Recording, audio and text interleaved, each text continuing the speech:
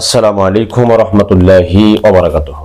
শাহে Medina দরবার শরীফের পক্ষ থেকে আজ আপনাদের মাঝে একটি নতুন বিষয় নিয়ে আলোচনা করার জন্য উপস্থিত হয়েছি। সেই বিষয়টি হলো সাধনার জগতে পাঁচটি কাজ করতে হবে। সাধনার জগতে পাঁচটি কাজ করতে হবে। এই পাঁচটি কাজ করলেই ওলি হওয়া যায়, নচেত সাধনা করলে সাধনা বিফলে যাবে। এই বিষয়ে আজকের এই বিস্তারিত আলোচনা করব আপনাদের সাথে। তো যারা ভিডিওটি নিয়মিত দেখছেন, শাহে মদিনা দরবার শরীফ ইউটিউব চ্যানেলে যারা নিয়মিত চোখ রাখেন, সকলকে অন্তর থেকে দরবারের পক্ষ থেকে আপনাদেরকে ধন্যবাদ জানাচ্ছি। আসুন, আমি যেখান থেকে কথা বলছি, শাহে মদিনা দরবার শরীফ, এটা হচ্ছে একটা খানকা শরীফ। এই খানকার শরীফের ঘর থেকেই, খানকা মোবারক থেকেই আমি আপনাদের সামনে প্রতিদিন এভাবেই আলোচনা আলোকপাত করে থাকি। এটাই আমার আলোচনার একমাত্র স্থান। এখান থেকে আমি কথা বলি। অন্য কোথাও বিভিন্ন জায়গায় অন্য কোথাও গেলে বলি, কিন্তু অধিকাংশ সময়েই এই খানকা শরীফ থেকে আমি কথা বলার চেষ্টা করি, কথা বলে থাকি। আপনারা দেখেন প্রতিদিন একই ব্যানারে কথা বলছি, কারণ শাহে মদিনা দরবার, মদিনাওয়ালার দরবার, এই দরবার শরীফে কথা বললে আমার ভালো লাগে। কারণ মদিনাওয়ালার দরবার, শাহে মদিনা, অর্থাৎ আমার নবীজির আরেকটা নাম হচ্ছে শাহে বাদশাহ, মদিনার বাদশাহ। এই দরবার শরীফে বৈশা কথা বললে আমার কাছে ভালো লাগে। অন্য কোথাও কথা বলার জন্য গেলে, চলে গেলে কোথাও কথা বলতে চাই, আমার ভালো লাগে না। কেন জানি মন বারে বারে চাই নিজ দরবারেই কথা বলি। সেজন্য আমি এখান থেকে কথা বলছি আর কি।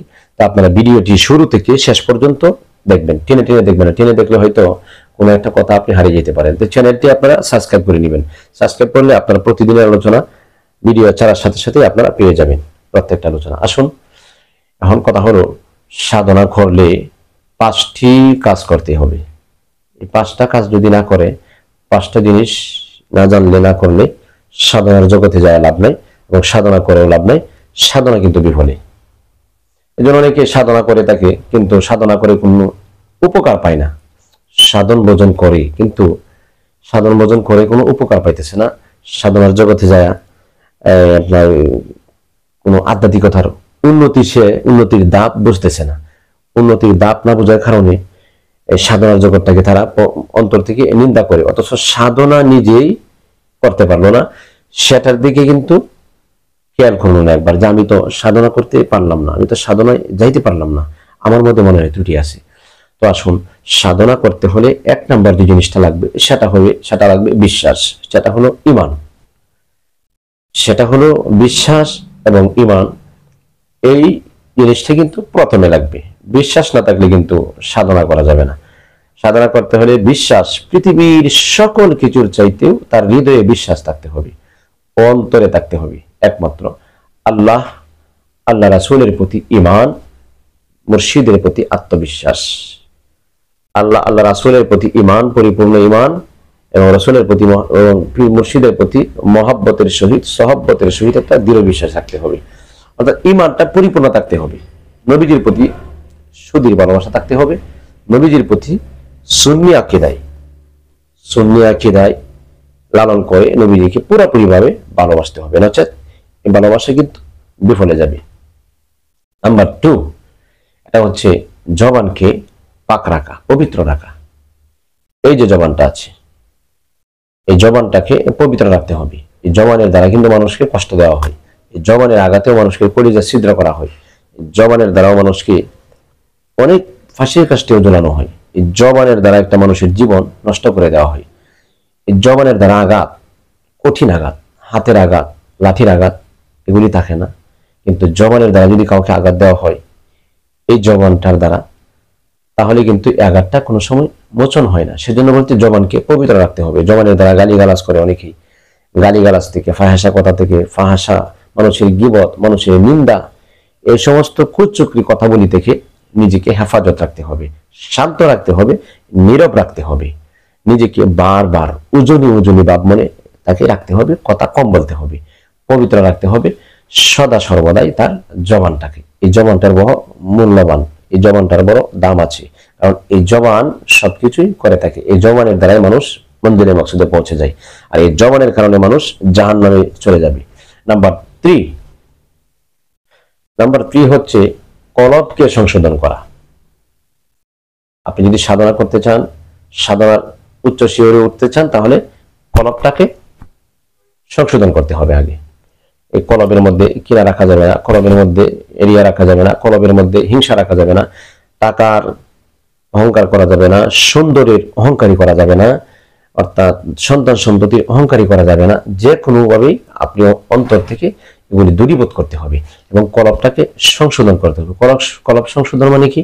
পবিত্র করতে হবে। এই সিনাটাকে পবিত্র বানাইতে হবে, সিনাটাকে পবিত্র করতে হবে। সিনা যতক্ষণ পর্যন্ত, এই কলব যতক্ষণ পর্যন্ত সংশোধন না হবে, ততক্ষণ নামাজ, রোজা, তাসবিহ, তাহলিল, জিকির, আজকার, সাধন, ভোজন, হুজুরি কলবের নামাজ, দিল কাবার নামাজ, তাসতের নামাজ, দাইমি সালাত এবং আপনার এই হুজুরি কলবের নামাজ, মারেফতের নামাজ, অর্থাৎ যতগুলি সালাত আছে এবং যতগুলি কর্ম আছে, কোনো কর্মই কিন্তু কাজে আসবে না যতক্ষণ পর্যন্ত আপনার এই কলবকে সংশোধন করা না হবে। ততক্ষণ পর্যন্ত কোনো কিন্তু এই কিছুই কাজে আসবে না। এই জন্য কলবটাকে আগে সংশোধন করে নিতে হবে। কলবটা সংশোধন করলেই আপনার সাধনার জগতে আপনি অনেক উচ্চ পর্যায়ে আপনি চলে যাবেন। এই জন্য আমরা কলবকে সংশোধন করব। কার কাছে? এবং মুর্শিদে মোকাম্মেলের কাছে যায়। এরপরে হচ্ছে নাম্বার 4 হচ্ছে 4 নম্বর, যেটা সাধনা জগতে আপনি উচ্চ মাকামের জগতে উঠতে হলে শ্বাস প্রশ্বাসে জিকির করতে হবে। শ্বাস প্রশ্বাসে মানে ফাস আন ফাস, সদা সর্বদাই সবসময় জিকিরে লেগে থাকা। মানুষই কি বলতেছি, মানুষই এটা বলতেছি, অর্থাৎ দুনিয়ার কোনো কাজের দিকে, ধ্যানের দিকে, দুনিয়ার অন্যায়, অপরাধ, ফাহাসা কাজকর্ম থেকে নিজেকে দূরত রাখা, অর্থাৎ ফাসান ফাস, সবসময় জিকিরের মধ্যে মশগুল থাকা, জিকিরের মধ্যে মশগুল থাকা। কথা বলতেছি, এরপরে কলবের মধ্যে বলতেছি লা ইলাহা ইল্লাল্লাহ, লা ইলাহা ইল্লাল্লাহ, এতে কথাও হইতেছি, এদের চলতে। কিন্তু এটা যখন অভ্যাসে পরিণত হয়ে যাবে, তখন কিন্তু আপনারা জিকির করতে হবে না। এখন জিকির করতে হবে। জিকির করার মাধ্যমে মুর্শিদকে খাওয়া মানে যখন আপনি জিকির করবেন, তখন আপনার এই কলবের মধ্যে জিকিরটা সংশোধন হবে এবং কলবের মধ্যে টাচ করবে। তখন জবান একটু জিকির চালু করে নিতে হবে। জবান করতে করতে করতে করতে আপনার কলবকে সংশোধন করতে হবে। কলবটাকে যখন জারি হয়ে যাবে জিকির, তখন আর দেখবেন ব্রেক দিলেও ব্রেক হবে না। আপনারটা চলছে, অবিরাম চলছে, অবিরাম চলছে, অবিরাম চলছে। সুবহানাল্লাহ, সুবহানাল্লাহ। এইভাবে সাধনার জগতে যদি কেউ উচ্চ জগতে পৌঁছতে চায়, তাহলে তার এই ফাসান ফাস, শ্বাস প্রশ্বাসে জিকির করতে হবে। নাম্বার 5 যেটা, সেটা একটা গুরুত্বপূর্ণ আমল, গুরুত্বপূর্ণ কর্ম। এটা হচ্ছে কান্না বেশি করা। অনেকে তরিকত হাসিল করছে, বায়াত গ্রহণ করছে, হাসে বেশি। বোঝা গেল কি? ভিতরে নূর প্রবেশ করে নাই, ভিতরে আল্লাহ রাসূলের মহাব্বত ঢুকে নাই, মুর্শিদের বয়, মুর্শিদের প্রতি আদব, মুর্শিদের প্রতি ভক্তি, এবং যার হাতে বায়াত গ্রহণ করেছেন তার যে সহবত এবং মহব্বত, তার কথা আপনি একবারও ভাবেন নাই। ভাবলে আপনি হাসতেন না। হাসাহাসি বন্ধ করতে হবে। কারণ কোরআনুল কারীমে আল্লাহ তাআলা বলছেন, ফালইয়াদহাকু কালিলান ওয়া লিয়াবকু কাসীরা। বান্দা কম কম করে তুমি হাসো, বেশি বেশি করে তুমি কাঁদো। কান্নার কথাটা বেশি আসছে। বান্দা যখন বেশি বেশি করে কাঁদবে, তখন আপনার কান্নার কারণে মন শীতল থাকবে, মন নরম থাকবে, তখন কলবের মধ্যে নূরের তাজাল্লি আসবে। কান্নাকাটি করার কারণে ঈমানের জ্যোতি বাড়বে, কলবের মধ্যে নূরের জ্যোতি বেড়ে যাবে, দেহের মধ্যে আপনার চেহারার মধ্যে নূরের আলোকিত চমকাবে। কারণ কান্নাটা হবে আল্লাহকে পাওয়ার জন্য, কান্নাটা হবে রাসূলকে পাওয়ার জন্য, কান্নাটা হবে ওলি আল্লাহর সহবতে থাকার জন্য। আল্লাহ, অপরাধ করছি, অন্যায় করছি, জানি না আমার আমল নামা কি হয়, এই ভয়ে কাঁদতে হবে। নবীকে দেখি নাই, নবীকে যদি দেখতে পারতাম আমার জীবন সার্থক হইতো। একজন হক্কানি রব্বানি মুর্শিদের সহবত যদি পাইতাম, আমি আমার জীবনটাকে চিরদাসী করতাম। এই মুর্শিদের সন্ধানে কাঁদবে। আবার অনেকে মুর্শিদের সন্ধানে হাত গ্রহণ করেছেন, কিন্তু দেখা গেল মুর্শিদের কাছাকাছি একটা যে যোগাযোগ সম্পর্ক, এটা স্থাপন হচ্ছে না ভয়ের কারণে, যে মুর্শিদকে ভয় পায় অন্তরে অন্তরে। এভাবে দোয়া করা, সবসময় কান্নাকাটি করা, দেখবেন একদিন রাস্তা খুলে যাবে, আপনার মুর্শিদ আপনাকে কুলে নেওয়ার জন্য ডাকবে যে আসো আসো। এই জন্য বলছি বাবারা, আপনারা এই 5 নম্বর আমলটা করবেন, বেশি বেশি করে কাঁদবেন, দুরূদ শরীফ পড়ে কাঁদবেন, মিলাদে গেলে কাঁদবেন, মুর্শিদের নাম জপন করে কাঁদবেন, আল্লাহ রাসূলের কথা মনে হলে কাঁদবেন, কবর হাসরের কথা মনে হলে কাঁদবেন, মোরাকাবা যায় কাঁদবেন, মুশাহাদাতে কাঁদবেন, মুজাহাদার সময় কাঁদবেন, রিয়াজুদ রাজা মন্দির তাহাজ্জুদের নামাজের সময় আপনারা কান্নাকাটি করবেন। তাহলে এই 5 নম্বর এই বিষয়। 1 নম্বর হচ্ছে ঈমান থাকতে হবে, 2 নম্বর হচ্ছে জবান পবিত্র করতে হবে, 3 নম্বর কলব সংশোধন করতে হবে, 4 নম্বর যেটা সেটা হচ্ছে ফাসান ফাস জিকির করতে হবে, 5 নম্বর যেটা সেটা হচ্ছে কান্নাকাটি করতে হবে বেশি। তো ইউটিউব চ্যানেল থেকে যারা নিয়মিত দেখছেন শাহে মদিনা দরবারের ভিডিওগুলি, আপনাদেরকে অন্তর থেকে আমি ভালোবাসি এবং হৃদয় থেকে আমি ধন্যবাদ জানাই।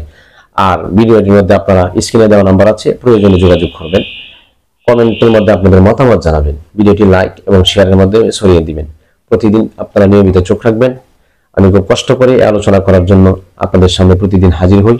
আপনারা জানেন যে শাহে মদিনা দরবার শরীফ কিশোরগঞ্জ সদর, ইনশাআল্লাহ মদিনাওয়ালার দরবার, নবীজির নামের দরবার, এই দরবারে আসবেন, বাৎসরিক ওরস হয়, প্রতি মাসে মাহফিল হয়।